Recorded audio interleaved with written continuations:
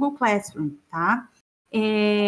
Como vai ser uma parte mais expositiva hoje, eu vou apresentar esse conteúdo para vocês, novo, e depois da aula de hoje eu vou colocar ele lá no Google Classroom, para vocês revisarem, e daí, em seguida, eu já devo colocar também os exercícios, que daí, então, na aula que vem, a gente vai fazer uma revisão do que eu estou falando hoje, já através dos exercícios novos que vão estar lá, ok? Então, hoje, eu vou apresentando e vou dando alguns exemplos, assim, na minha fala, do que pode cair de questões em relação a esse conteúdo, mas para a próxima aula é que a gente vai trabalhar com questões mesmo, tá? Qualquer coisa, vocês vão me passando aqui pelo canal de texto, tá? Então, vou começar aqui com os slides. A minha ideia de hoje, então, era trabalhar com vocês morfologia. Tá? A morfologia é uma parte da gramática que estuda a estrutura e a formação das palavras. Tá? Então, a morfologia, ela analisa as palavras, classifica as palavras, pensando na estrutura e na formação delas. E lembrando sempre que a gente trabalha a ideia da gramática vendo a língua como algo dinâmico, como algo que se cria e se recria continuamente.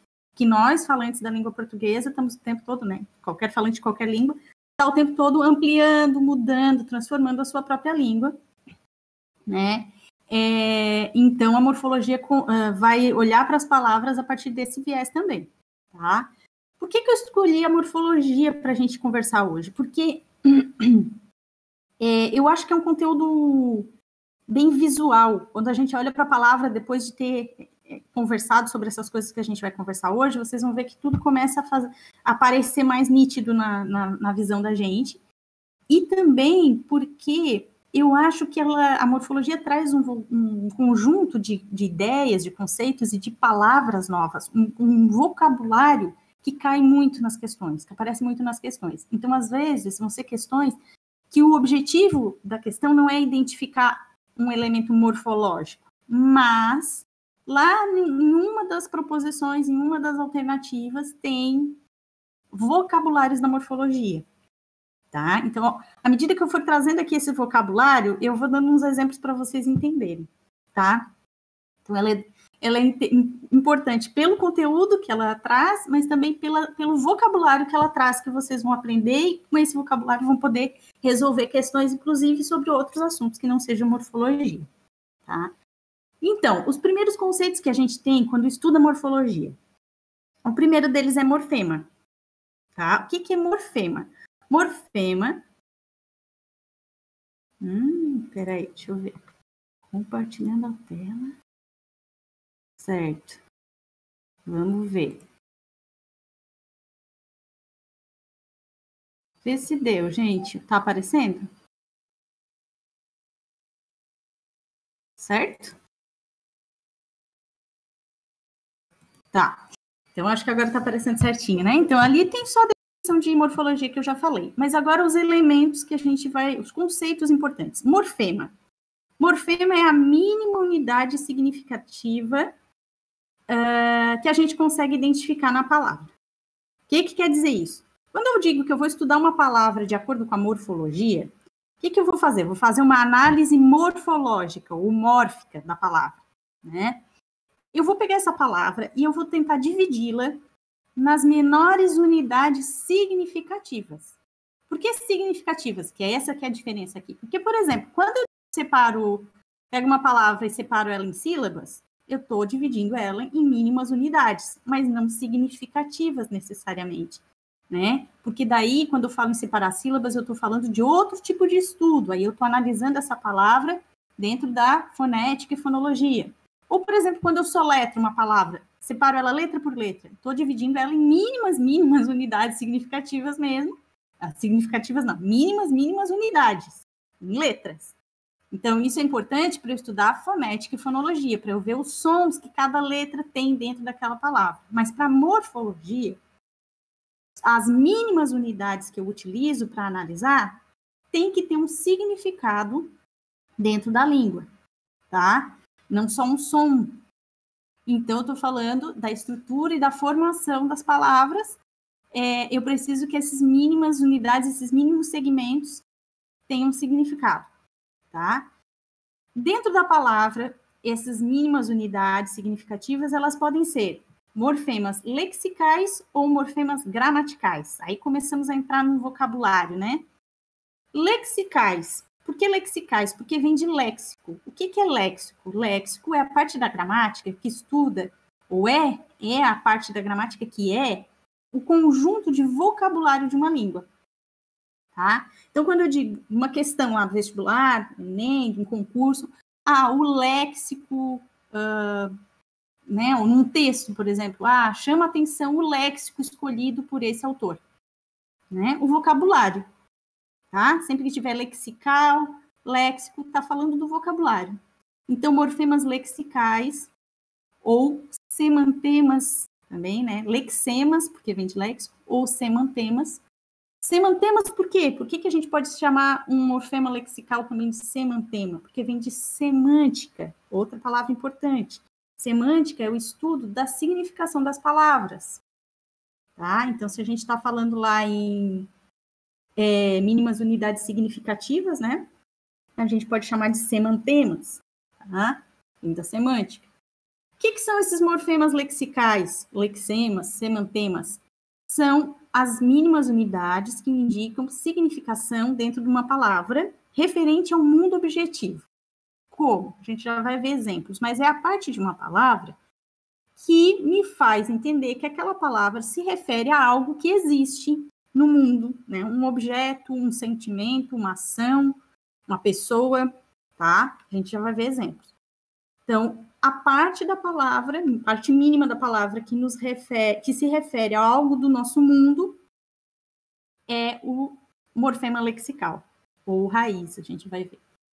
Morfemas gramaticais são os demais, são aqueles que as mínimas unidades da palavra, que elas também têm um significado, mas não é um significado que se refere ou que se relaciona imediatamente a algo que existe no mundo.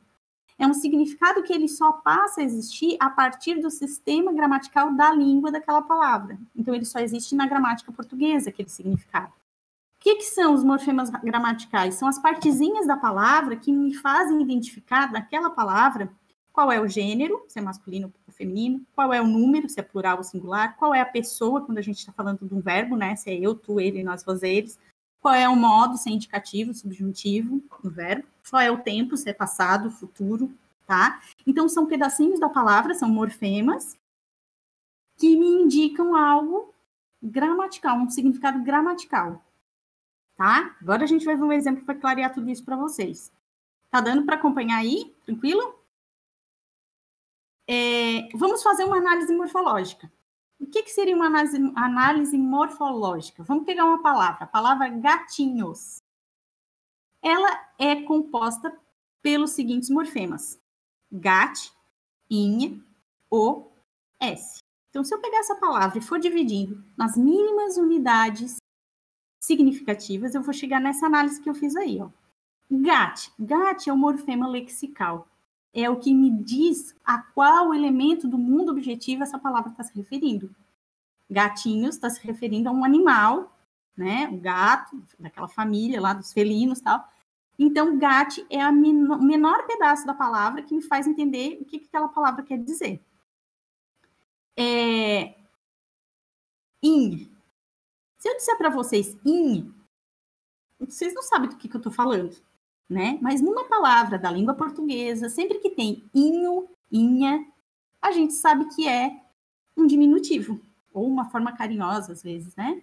Então, se é gato, seria uma coisa, mas gatinho, a gente sabe que é na língua portuguesa, pela questão gramatical, né? Agora, se eu disser para alguém inho, não tem muita lógica. O é um morfema gramatical que indica gênero masculino, né? Se eu disser o, é difícil de entender o que a pessoa está querendo, a que a pessoa está querendo se referir. Mas dentro do português, a gente sabe que a terminação em o mostra normalmente, né, que é masculina aquela palavra. E S é a regra no português, que para indicar o plural a gente precisa do S. Então, a palavra gatinho seria formada por 4 morfemas. Né? O primeiro lexical, os outros gramaticais. Tudo certo? Bom, Então, vamos nos aprofundar um pouquinho mais nesses elementos mórficos, assim, da morfologia, né? O mínimo segmento lexical ou semântico, lexema, semantema, como a gente viu ali de uma palavra, pode ser chamado também de raiz. A raiz é o mínimo elemento que se refere, né, a algo do mundo objetivo, e é o mínimo elemento que se repete em todos os elementos de uma mesma família. Qual família, por exemplo? Dei um exemplo ali de família.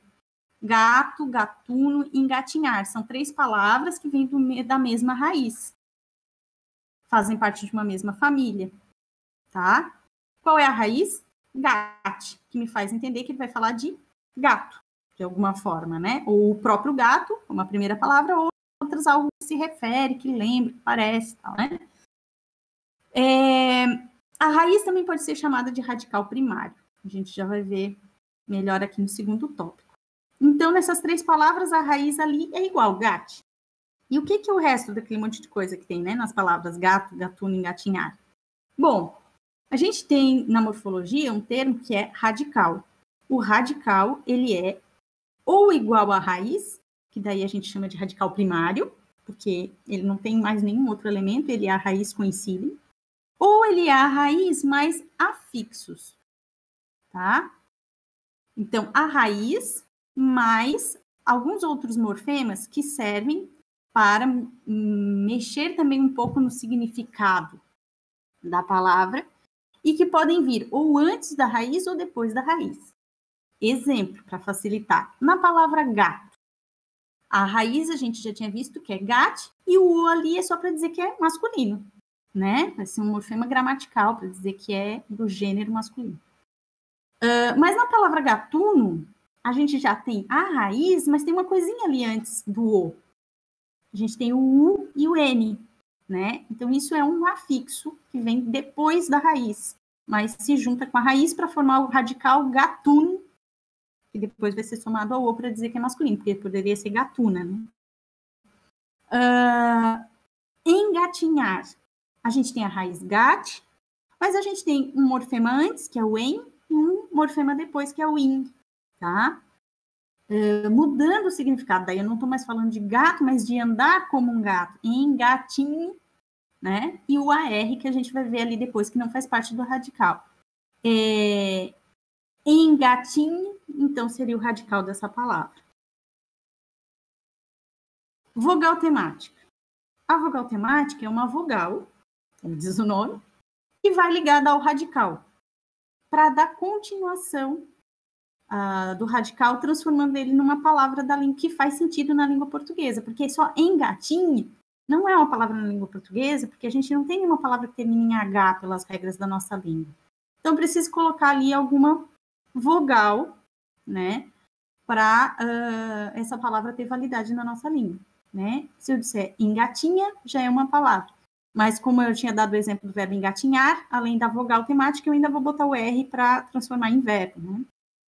Então, o A é a vogal temática que eu coloco para completar uma palavra de acordo com as regras, porque no português a gente só tem palavras que terminam até tem palavras que terminam em consoantes, né? Mas não em H. A gente tem em R, em S, em L, né? Por exemplo, anel. Anel termina com L, não tem a vogal temática. Tá? E, então, outro vocabulário específico da morfologia. O tema. Tema é o radical mais a vogal temática, engatinha. Então, a gente tem a raiz, que é o básico, o radical, que é ou igual à raiz, ou a raiz mais afixos, e o tema, que é igual ao radical mais a vogal temática, engatinha. Aí, depois o R, para transformar em verbo, já é um outro elemento que a gente vai ver mais para frente. Bom, então, dúvidas? Vocês podem ir mandando por aqui. Voltando lá. Então, o radical a gente tinha visto que é a raiz mais afixos. Ou se não tiver afixo, só a raiz, daí é um radical primário, né? Se ele tiver um afixo, no caso do gatuno, que tem o N, ele já passa a ser um radical secundário. Se ele tiver dois afixos, como no caso de engatinhar, que tem o en e o in, ele passa a ser um radical terciário, tá? Mas o que são afixos? Esses morfemas ali como o en, e o in e o um, o que são afixos? Vamos aqui para o próximo. Os afixos são morfemas, né? São elementos mórficos, são morfemas que são acrescentados às palavras para formar novas palavras, acrescentados às raízes, né? São morfemas acrescentados à raiz das palavras para formar radicais, né? Esses morfemas eles podem ser acrescentados antes da raiz ou depois da raiz para formar o radical. Se eles vêm antes da raiz, são chamados de prefixos, porque vem antes. O que são exemplos de prefixos no português? Então, eu botei alguns aí. E aí tem uma lista que vocês podem tentar até decorar aí, né? Antigamente a gente decorava, mas eu acho que a maioria devem conhecer, né? Como nesse caso do engatinhar, botei aí antecipar, antever, trans, por exemplo, né? Forma é uma palavra primária, e aí eu posso botar forma seria a raiz for, mais a vogal temática a, né, porque não teria uma palavra terminada em M, não dessa forma, no português, forma. Aí eu boto a, que é a vogal temática, para formar esse substantivo, forma. Mas se eu botar o trans na frente do forma, o trans na frente desse tema, eu crio uma nova palavra, transforma, né? Então, o radical vai ser transforma, mais a vogal temática, né? Sufixos são os afixos que eu coloco depois da raiz. E tem vários exemplos ali, mas eu até já coloquei eles divididos por tipo. Os nominais, que são os que eu coloco atrás da raiz para formar substantivos ou adjetivos. Então, eu botei ali pedra, que é a raiz, né, da palavra pedra, eiro, para formar pedreiro, o aí é por causa do gênero. Papel seria a forma primitiva, papelada, botando o sufixo, né? Casinha, lá, botando o sufixo in, que a gente já viu, de diminutivo, como gatinho. Os sufixos verbais, que são utilizados para formar verbos, como computadorizar, saltear. E o sufixo adverbial, que é usado para formar advérbios. E no português a gente só tem um, é o único, é o sufixo mente. Então, eu pego uma palavra primária, como uma palavra feliz, né, que já é o radical, e a gente, radical primário, né, e a gente acrescenta o sufixo mente, transformando, então, a palavra feliz num advérbio, né? Rápido, rapidamente, lento, lentamente, né? Então, são morfemas que a gente acrescenta após a raiz, depois da raiz, no final da raiz, para formar um radical novo. E, finalmente, a gente tem as desinências, tá? Que são aqueles elementos que eu não estava explicando até agora, né? Como lá no gato, tá? A gente tem os morfemas que vão sempre na posição final da palavra, e que são gramaticais também, né? Eles só têm significado dentro da gramática da língua portuguesa, como eu expliquei lá no começo no Gatinhos, né? Então, as desinências nominais, né? Sempre elas vêm em oposição às verbais. As nominais são as que não trabalham com verbo, são as de substantivo, né? De adjetivos. As desinências nominais, elas vão indicar gênero e número. Exemplo, a palavra gatos. Gat é a raiz, o é uma desinência nominal de gênero. S é uma desinência nominal de número. É um morfema que tem um significado quando tem o S no final de uma palavra. No português, a gente sabe que, em geral, é plural, né? Mas se eu só disser S, ou se eu disser S, para alguém, não tem significado, só tem significado a partir da gramática, né?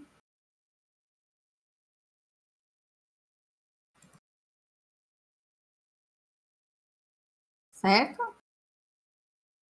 Então, a gente tem também as desinências verbais, que são os morfemas, que vão lá no final da palavra, e que vão nos indicar, vão ter como significado, nos ajudar a identificar se a palavra está no plural, no singular, no masculino, no feminino, quando é no nominal, mas aqui na pessoa, em qual pessoa verbal, em qual modo verbal e em qual tempo verbal aquela palavra se encaixa. Então, eu trouxe um exemplo aqui que é engatinhássemos. Né? Por exemplo, seria mais difícil se nós engatinhássemos durante a corrida, por exemplo, né? Uma frase assim. Vamos fazer uma análise morfológica. O que a gente tem? Se a gente dividir essa palavra nas mínimas unidades significativas, a gente vai ter a seguinte divisão ali, ó. Engatinhássemos. Assim é a divisão morfológica dessa palavra. O que a gente tem ali? A raiz gat, que nos faz pensar no gato, né? Algo que existe no nosso mundo objetivo. A essa raiz foram anexados 2 afixos. O que vem antes, o prefixo em, e o que vem depois da raiz, o sufixo in. Certo? A esse radical, né, que o radical é a raiz mais afixos, engatinho, foi anexado a vogal temática a, engatinha, que dentro dos verbos a gente sabe que nos leva aos verbos da primeira conjugação, né? Engatinha é o tema, radical, engatinho, mais vogal temática, é o tema. Mas a esse tema ainda foi acrescentado o morfema C, que é a desinência verbal de modo... O que nos indica um verbo que tem esse morfema C lá no final? Que é modo subjuntivo. Se nós engatinhássemos, ou que nós engatinhássemos, né? Uma possibilidade, futuro, uma hipótese.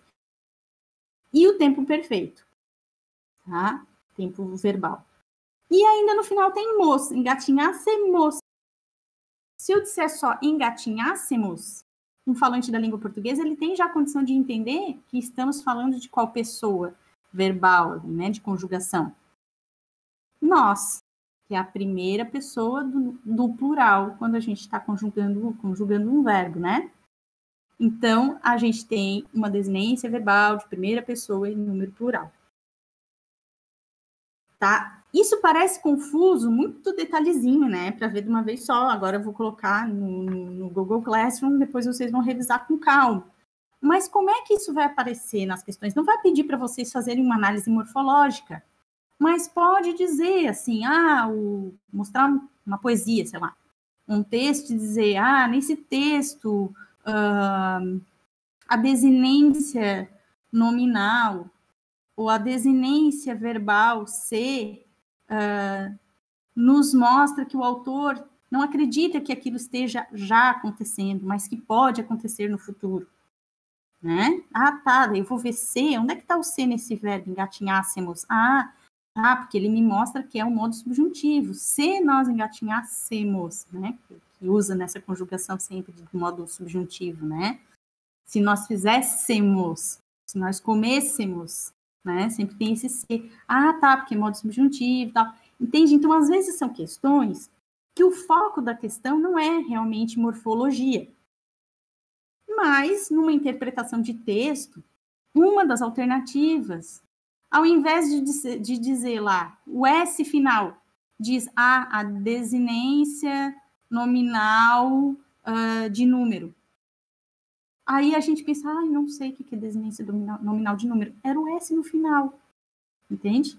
Mas a gente fica nervoso na hora, porque não conhece mesmo o vocabulário, não consegue, às vezes, responder porque acha que é alguma coisa diferente, porque se confunde, né, pelo vocabulário que está sendo usado. Né? Principalmente no Enem, as questões de gramática, elas vêm muito assim, elas não vêm assim, qual é o nome, qual é a classe, qual é a regra. Não, elas vêm misturadas na interpretação, né? Então, por isso que é importante vocês estarem um pouco, né, mais familiarizados com essa ideia. Morfema, desinência, vogal temática, raiz, né? Raiz, pensar, poxa, a raiz, né? O que é a raiz numa árvore, né? Dali que vem, né? Então, a gente ter essa noção, até visual, quando a gente olha para a palavra, é interessante, certo? E aí, na aula que vem, eu vou trazer só os exercícios para a gente ver, né? Vocês entenderem bem a importância desse vocabulário. Mas e aí, partindo de tudo isso, vamos para uma parte que eu acho que é até mais interessante, mais visual ainda, que é de como que as palavras são formadas numa língua, né? Antigamente, como eu falei lá para vocês no começo ali, da primeira coisa que eu falei hoje, é que a gente parte da morfologia aqui, pensando sempre que a língua é algo dinâmico, né? É algo que se recria continuamente. Mas a gente vai ver aqui nos próximos slides, essa noção até nem sempre foi tão aberta como ela é hoje, né? Com os estudos da linguística, isso foi mudando. Mas antigamente, muito antigamente, séculos passados, né? A ideia de saber uma língua, falar uma língua, escrever em uma língua, era de conhecer as regras e cumpri-las, conhecer todas as regras. Hoje a gente já tem, né? Trabalha com preconceito linguístico, com essas questões da sociolinguística, a gente sabe que o falante da língua, ele é a língua, ele amplia, né? Modifica. Mas, na origem de qualquer língua, as palavras foram formadas de várias formas, como a gente vai ver agora alguns exemplos. A maior parte das palavras que fazem parte do português padrão, né, que foi escolhido como padrão, elas têm raiz de outras línguas, né, vem de outras línguas, ou um prefixo de grego, romano e tal, né, tem origens variadas das línguas indígenas, a gente tomou emprestado várias raízes também para formar nossas palavras, né, e de várias culturas diferentes que se mesclaram na formação da língua portuguesa. E aí a gente vai ver aqui algumas formas, alguns métodos que coordenam esse processo de formação de palavras.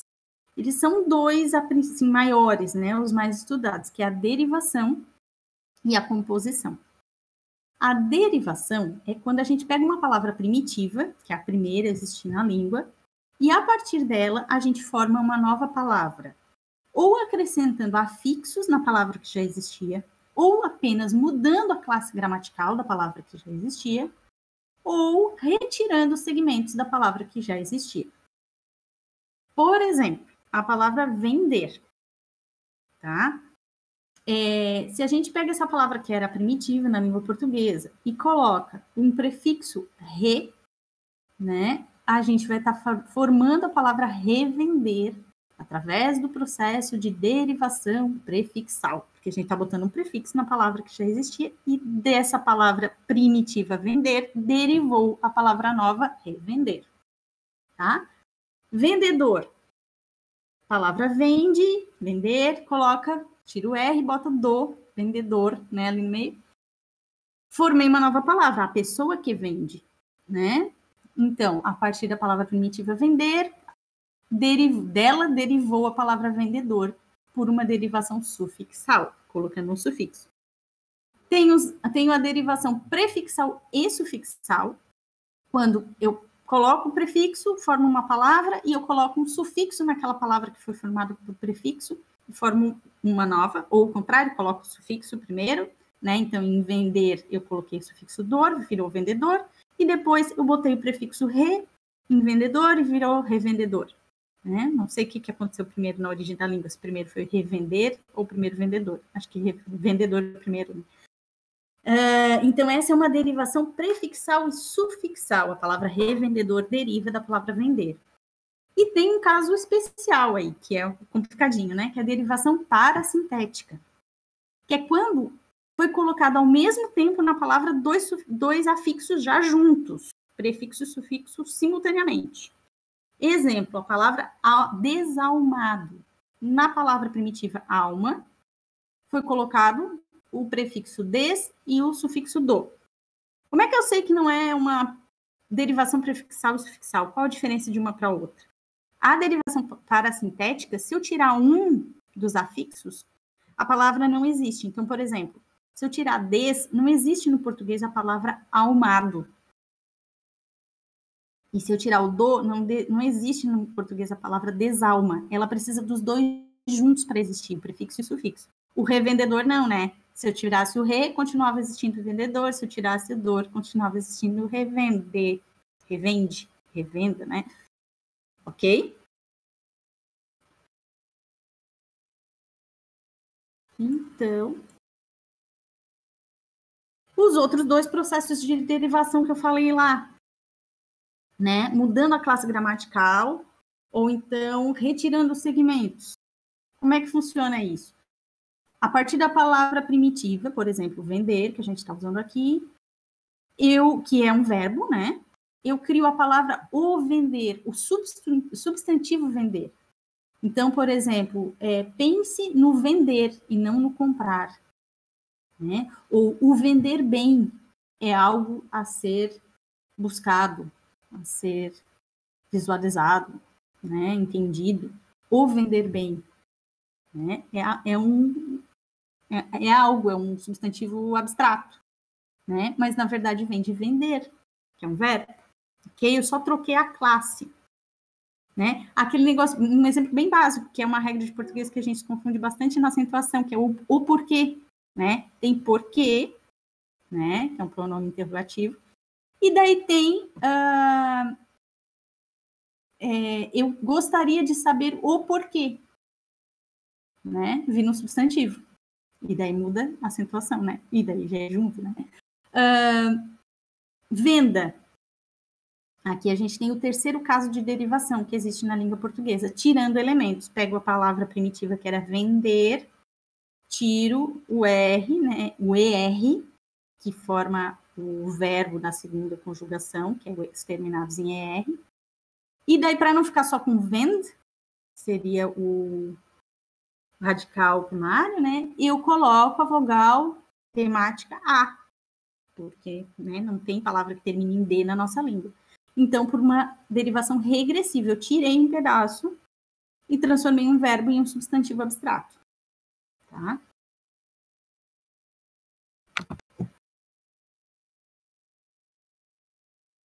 E aí, o segundo processo de formação de palavras, além da derivação, a gente tem a composição. Tá? A composição, ela acontece a partir da junção de duas ou mais palavras que já existiam na língua. Então, esse é bem visual, assim, é o que eu acho mais tranquilo, assim, de lembrar, né, numa questão.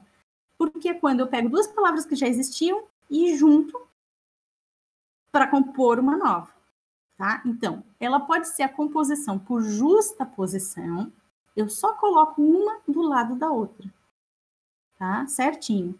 Então, exemplos. Passatempo. As duas palavras que já existiam, passa e tempo,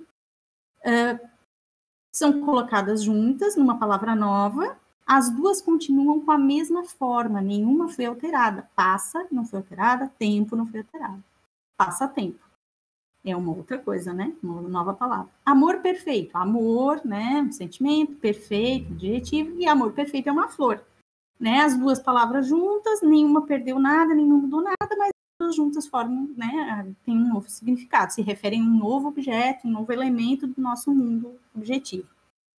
E a composição por aglutinação também junta duas palavras para formar uma nova, só que na aglutinação eu tenho que dar uma apertada, assim, eu tenho que grudar elas um pouquinho mais, e não apertar elas para grudar, uma das palavras ela acaba perdendo algum pedacinho, ela acaba se modificando, tá? Então, um exemplo, planalto. Planalto ela foi feita de duas palavras, uma palavra que é nova, formada por um processo de composição a partir de duas palavras primitivas.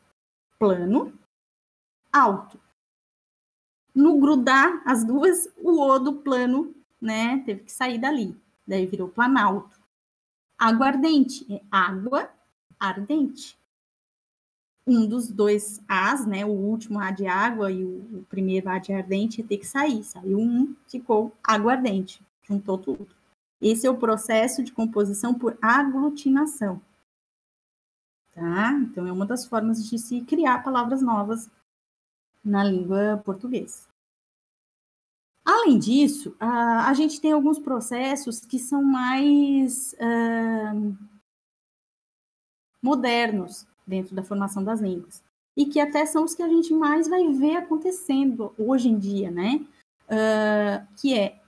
Que são, né, os 3 que a gente acha assim, mais comumente descritos: a abreviação vocabular, as siglas e a onomatopeia.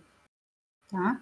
A abreviação vocabular é quando eu crio uma palavra nova a partir de uma outra primitiva, uma palavra menor, que vai ser associada ao mesmo objeto, né, ao mesmo elemento. Então, a gente tinha as motocicletas, né? Mas, com o passar do tempo, todo mundo começou a chamar de moto. É uma palavra nova, abreviada, para se referir ao mesmo objeto, né, ao mesmo meio de transporte. A palavra foto, que é derivada por abreviação, que é formada por abreviação vocabular a partir da palavra fotografia, né? Então, uma nova palavra, né? Porque a gente tem abreviação assim, por exemplo, porquê, aí bota PQ, mas daí não é uma nova palavra, né? É uma abreviação. Agora, a abreviação vocabular é a que cria um novo vocábulo, uma nova palavra, certo? A gente tem as siglas, um exemplo, né? UFSC, todo mundo fala UFSC, na UFSC, né? Mas é a Universidade Federal de Santa Catarina, né? A gente passa a usar como uma nova palavra, que se refere ao mesma instituição. E a onomatopeia, que a gente já tinha visto como figura de linguagem, né? Que é a criação de uma palavra a partir de um som.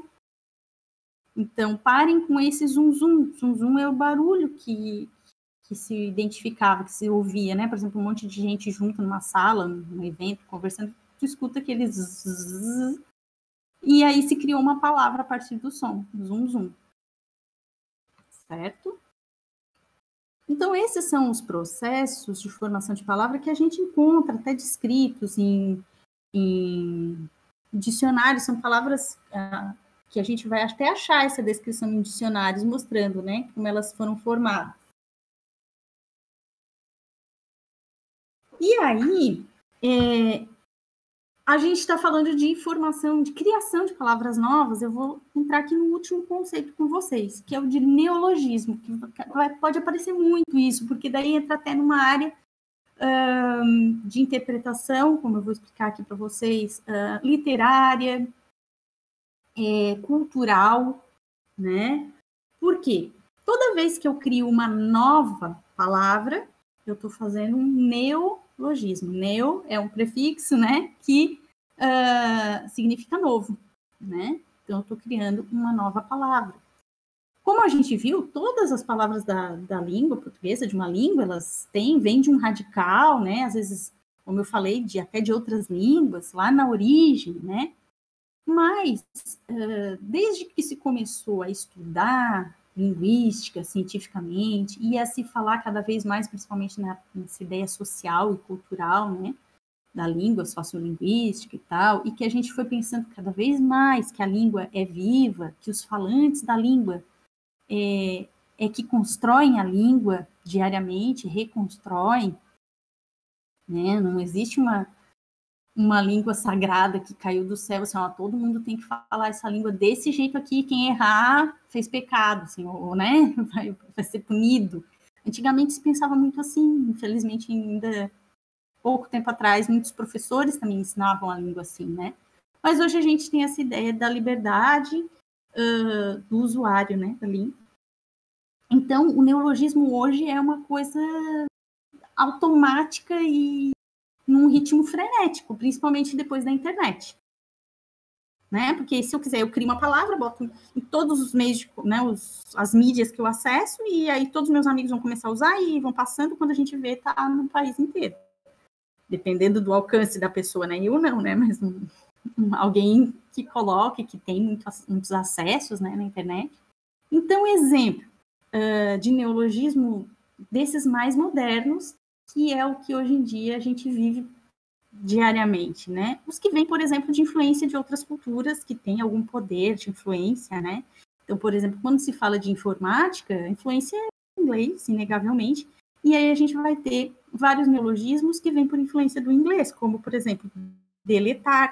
Essa semana eu escutei startar, que nunca tinha imaginado em usar startar, que vem das palavras em inglês, delete, né? Delete, start, que é começar, apagar, né? Deletar, e startar, de iniciar algo, né? E aí a gente cria um verbo, né? E passa, daqui a pouco todo mundo está usando, deletar todo mundo já usa, né? Bugar, né? Nossa, milhões, né? Não só verbos, né? Startar, tu usa, Roger?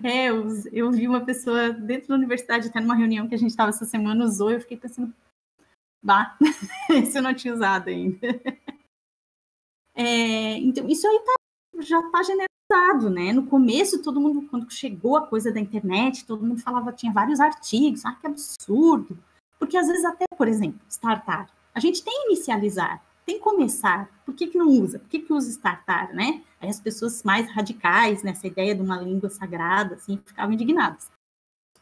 Outro tipo de neologismo muito comum hoje em dia, o meio cultural, né? Então, aí eu vou botar ali o exemplo da sofrência, que é uma influência de um gênero musical recente, que tem letras e som, né, e toda uma questão de sonoridade, que remete a essa coisa do sofrimento mais carência, tá? Então, seria uma derivação, uma composição por aglutinação, né? Sofrimento mais carência virou sofrência, é um neologismo lexical, que cria uma nova palavra.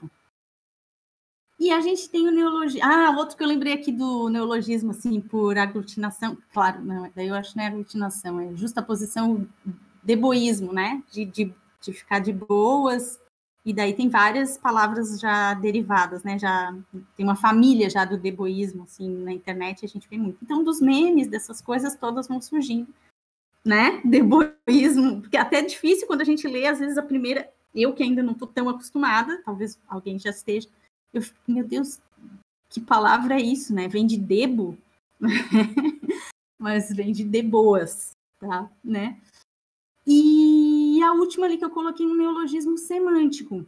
Por que ele é diferente, semântico? Por que não é lexical? Porque ele não cria um novo vocabulário. Lembra que léxico era de vocabulário? Semântico é só do significado. Então, por exemplo, zebra é um animal, tal, né? Palavra primitiva na língua portuguesa. Mas se eu disser deu uma zebra, eu estou usando a palavra igual para um outro significado. Aí tem todas as gírias, né? Que a gente tira de um contexto, aplica em outro e passa com outro significado. São neologismos, certo? Mas, então, falando dessa ideia de que hoje a gente tem essa liberdade, né? Quanto mais jovens as pessoas hoje em dia, mais elas têm um vocabulário totalmente novo, que às vezes até as pessoas mais velhas vão conversar com essas pessoas e não entendem, às vezes mesmo, né? O que elas estão falando. Mas, como eu falei, isso é uma coisa bem moderna. Antigamente se tinha essa ideia, se ensinava o português, porque as regras que a pessoa tem que respeitar para ser considerada um falante da língua portuguesa, um falante de direito, né? Tinha que saber respeitar todas as regras para dizer que falava uma língua. Hoje a gente já tem essa ideia de que não, todo mundo que se expressa, que compra, trabalha, estuda numa língua, com uma língua, ela está usando essa língua e ela está, de alguma forma, ela vai estar construindo essa língua, né? Mesmo que seja só escolhendo quais regras respeitar ou não, né? Mesmo que ela não crie nada novo. Mas, então, desde as origens, né? Mesmo nesses tempos passados, em que se tinha essa visão bem radical, sempre existiram as pessoas que quiseram criar as palavras novas, que em geral eram os artistas, tá?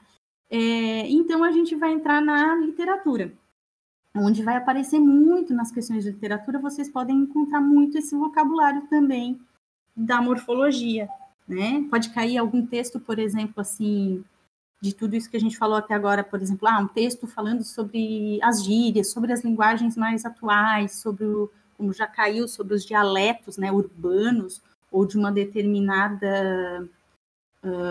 um determinado grupo social, né, ou um grupo cultural, tal, e aí vai se falar das palavras novas que esse grupo cria, que esse grupo escolhe para se expressar, né, mas na literatura aparece muito.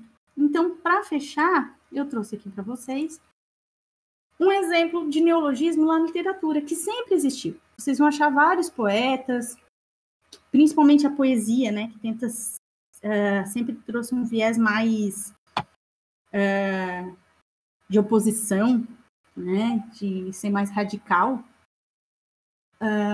Sempre vai ter na poesia, em épocas passadas mesmo, algum autor que tentou inovar. E eu trouxe um exemplo aqui do Manuel de Barros, que é um poeta mato-grossense que faleceu, sei lá, não sei exatamente quando, mas não faz muito tempo. Tá? Ele já começou a publicar com uma certa idade. Esse livro, esse poema que eu trouxe aqui, está num livro dele de 1996. E ele é um poeta que ele fala muito sobre as coisas simples, o mínimo. E ele diz que, às vezes, o mínimo até é difícil de ser expressado pelas palavras. E ele tem muito esse uso do neologismo. Então, pode cair alguma questão assim na literatura, né? Na linguagem desse autor, os neologismos. Então, a gente tem que saber o que é. Pode ser que não peça para tu identificar, para tu dizer onde é que está. Mas tem que saber essa palavra, conhecer essa palavra para não se assustar, não se impactar com ela, né? E conseguir levar até o fim a tua questão e responder certinho. Então, eu trouxe esse exemplo aí, o apanhador de desperdícios. Não é o poema inteiro, tá? Então, mas um trecho ele diz assim: prezo insetos mais que aviões, prezo a velocidade das tartarugas mais que a dos mísseis. Tenho em mim um atraso de nascença. Eu fui aparelhado para gostar de passarinhos. Tenho abundância de ser feliz por isso. Sou um apanhador de desperdícios. Amo os restos como as boas moscas. Queria que a minha voz tivesse um formato de canto, porque eu não sou da informática, eu sou da invencionática. Só uso a palavra para compor meus silêncios. E aqui é incrível porque, apesar, né, além de criar uma palavra invencionática, a palavra é invencionática, né, que mostra que ele realmente quer inventar coisas novas, né, coisas que deem conta de expressar o que ele quer expressar e que ele não está conseguindo com as palavras que já existem, que já tem uma forma. Então, ele é da invencionática, ele inventa palavras, ou seja, ele cria neologismos. Nas poesias dele são muito abundantes. Tá? Então, esse é um exemplo de onde pode aparecer um texto assim, né? E aí pode ter várias alternativas falando de neologismo. Né? Pode até dizer, ele acrescentou, ele pegou a palavra primária invenção, né? E acrescentou o sufixo igual do informática, porque ele poderia dizer invencionice. Invencionice já é utilizado em português, mas não, ele quis fazer a oposição com a informática, né? Então ele usou o mesmo sufixo, ática, né? Invencionática. Então poderia cair uma alternativa assim, né? Como foi formado esse neologismo, né? Qual o processo? O que ele usou de morfemas? Qual a raiz? Qual o radical? Claro, não vai perguntar qual, né? Vai dizer, o radical é esse. Aí vai ter que saber se é ou não é. Às vezes é simples até de olhar e ver, que a invenção já existe, né? Invence é o ser, né? Mas se a gente não conhece o vocabulário, a gente se perde um pouco, tá? Gente, então, assim, a ideia era de apresentar, assim, esse geral da morfologia. Eu vou colocar esse material lá no Google Classroom para vocês poderem olhar com calma, revisar. E agora, até, acho que amanhã ou segunda-feira, ou durante o final de semana, antes de segunda, eu vou colocar também os exercícios. Eu vou buscar questões de vestibular que trabalhem com esses elementos para, na próxima aula, vocês já terem olhado essas questões e a gente poder discutir retomando a teoria, tá? Se vocês, durante o final de semana, quando eu botar os exercícios, que deve ser durante o final de semana, se vocês já quiserem ir tentando resolver, tiverem alguma dúvida, podem me mandar, né, pelos WhatsApp, esses meios que a gente tem aqui. E se não, a gente se encontra só na quinta-feira para revisar tudo isso, certo? Então, Boa noite para todo mundo. Espero que tenham aproveitado e que venha ser útil aí para vocês o conteúdo. Tá joia? Até mais.